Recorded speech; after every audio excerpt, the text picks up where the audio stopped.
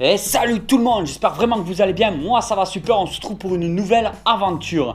Et aujourd'hui on va parler du suivi d'élevage des Messeurs Barbarus. On va faire un petit récap de tout ce qui s'est passé par rapport aux vidéos précédentes, est-ce que tout va bien, tout ça.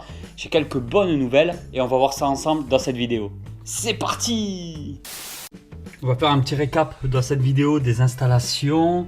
On va voir un petit peu tout ça, comment ça se passe. Après je rappelle qu'il y a encore des fourmis en diapause. Même si je ne vais pas les laisser éternellement, on va encore attendre au moins un mois avant de les sortir de diapause. Je pense les sortir fin février de diapause. Alors, voyons un petit peu tout ça. Là, les fourmis, elles sont toujours pareilles dans les endroits, les zones de ce côté-là. C'est là où il y a le plus de fourmis actuellement. Quand on regarde ce côté-là qui est toujours constamment à la lumière, il y a beaucoup moins de fourmis. Depuis que j'ai réouvert le dessus, que c'est beaucoup plus aéré, ben forcément, elles s'en servent pour des déchets de graines.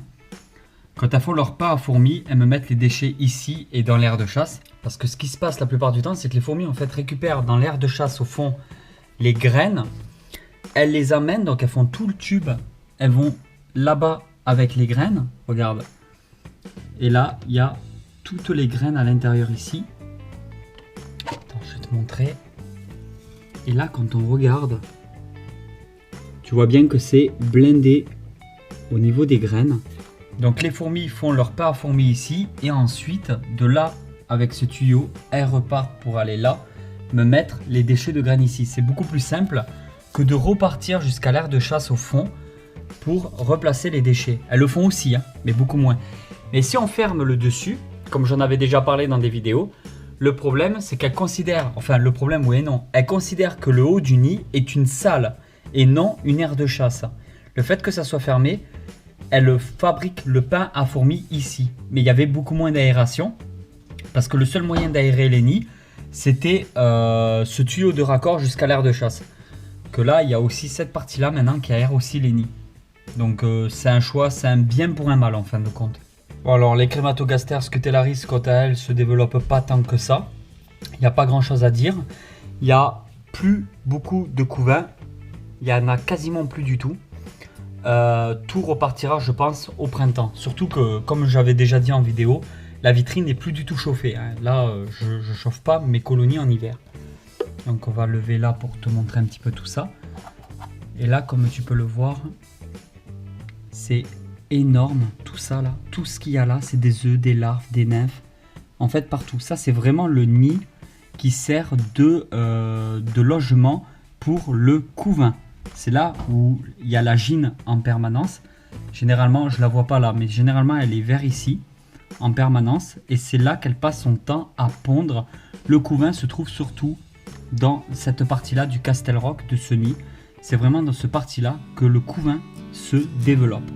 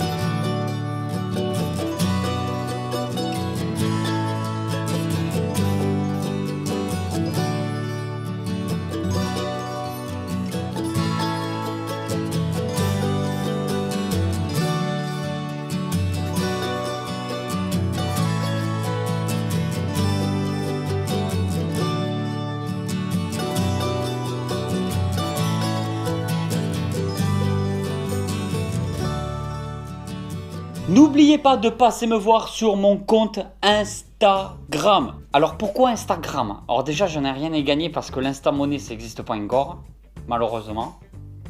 Par contre, Instagram, je trouve que c'est génial. C'est vraiment l'endroit où je suis le plus actif en ce moment, avec YouTube, bien entendu, mais sans compter YouTube. Tu veux me voir, c'est sur Instagram. Pourquoi? Parce que je partage un peu tous les jours des nouvelles photos, des vidéos, que ce soit le nourrissage des serpents, si tu veux voir des nouvelles photos de Big Mac, si tu veux voir des photos d'araignées. Il y a aussi de temps en temps des abonnés comme Corkidous qui vit en Espagne et qui lui m'envoie des photos pour que je vous les partage, des photos de migales. Donc je trouve ça super intéressant.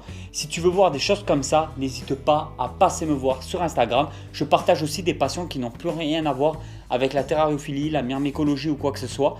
Des passions qui m'est propre, qui se trouvent en dehors de YouTube, comme par exemple la moto, les voitures, les choses comme ça.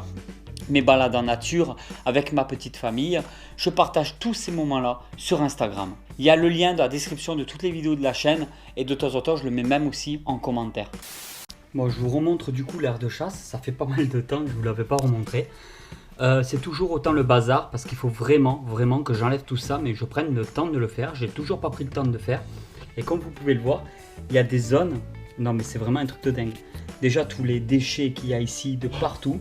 Après, comme vous pouvez le voir, j'ai aussi quand même un peu de mortalité, mais ça c'est normal. Les ouvrières vivent pas très longtemps, donc il y a toujours un tout petit peu de mortalité. Puis avec tout ce que la Gine est en train de pondre en ce moment, tout va re-exploser et on va compenser un petit peu aussi la perte qu'il y a régulièrement. La plante, elle se porte très bien. Les feuilles, comme vous pouvez le voir, il y a même des feuilles qui montent jusqu'en haut. Celle-ci, elle est toute nouvelle. Attendez, je vais monter, hop, je suis en chaussettes. De toute façon, tonton Snake a mis des chaussettes. Je monte sur le canapé pour vous montrer un petit peu tout ça. Voilà, bon, comme d'habitude, la lampe, par rapport la lumière par rapport à la plante, je trouve que c'est mieux, mais elle se porte vraiment très bien. Regardez, elle a des feuilles énormes. Alors j'adore ce style de plante qui a vraiment des feuilles super grandes.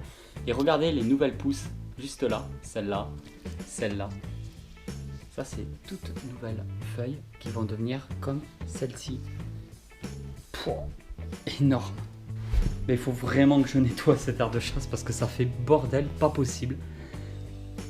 Du coup, je vous propose peut-être une future vidéo mercredi prochain à 14 h sur l'élevage des fourmis où on va re-aménager un petit peu toute cette aire de chasse. Pour le coup, j'ai pas grand chose à vous raconter pour ce mercredi-là. J'en suis vraiment désolé. Bon, il y a plein d'autres vidéos qui arrivent, des vidéos bonus tous les week-ends, des nouveaux concepts. Comme vous avez pu le voir, vous êtes toujours de plus en plus nombreux à venir me voir et ça fait vraiment plaisir.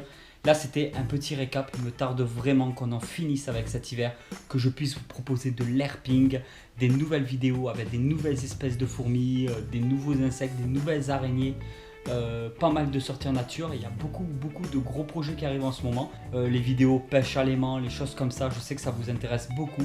Il y a certaines personnes qui sont vraiment passionnées et qui posent tout le temps des questions et ça fait vraiment plaisir. Je vais m'arrêter là pour aujourd'hui. Je vais m'occuper de tout ça pour vous proposer une super vidéo mercredi prochain où on va parler Camponotus fela, Camponotus sanctus, nouvel aménagement de l'aire de chasse des Messeurs Barbarus. Je risque de vous proposer pas mal de choses pour mercredi prochain. Et voilà tout le monde, j'espère vraiment que cette vidéo vous a plu. Si cette vidéo vous a plu, vous pouvez toujours la partager sur les réseaux sociaux. Et moi je vous dis à très vite pour une nouvelle aventure. Allez tout le monde, ciao ciao.